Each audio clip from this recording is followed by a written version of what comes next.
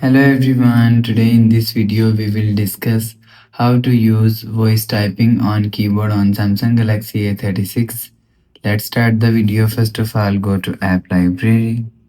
Here click on Settings app. Now in Setting, scroll down and click on General Management. After click on General Management, click on Samsung Keyboard Settings. After click on Samsung Keyboard Settings, scroll down and click on Voice Input. After click on Voice Input, if you want to use voice typing on keyboard, click on Google Voice Typing. After click on Google Voice Typing, go back to home screen and open keyboard, and here showing you voice typing icon.